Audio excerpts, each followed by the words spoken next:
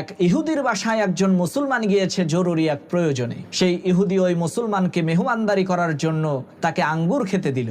সুস্বাদু আঙ্গুরগুলো দেখে সেই মুসলমান লোকটি অত্যন্ত খুশি হয়ে সেই আঙ্গুরগুলো খাওয়া আরম্ভ করলো। তার আঙ্গুর খাওয়ার দৃশ্য দেখে সেই ইহুদি একটি মদের বোতল এনে তার হাতে দিয়ে বলল, ভাই এটা খান, এটা আরো বেশি মজা।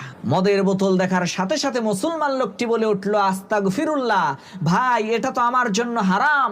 তার এই কথা শোনার পর ইহুদি বলল, কি আজীব ব্যাপার, মদ আপনার জন্য হারাম হতে যাবে কেন? আপনি যে আঙ্গুরগুলো খাচ্ছেন ওই আঙ্গুর থেকেই তো এই মদ বানানো হয়েছে। আঙ্গুর যদি আপনার জন্য হালাল হয় তাহলে এই মদ কেন আপনার জন্য হারাম হতে যাবে? এই বিষয়টা তো বুঝলাম না। ইহুদি লোকটির এই কথা শোনার পর ওই মুসলিম লোকটি বলে উঠলো, ভাই শোনেন, আপনার স্ত্রী আপনার জন্য হালাল, কিন্তু ওই স্ত্রীর পেট থেকেই জন্ম নেওয়া আপনার আদরের মেয়েটা আপনার জন্য হারাম। যেমনি ভাবে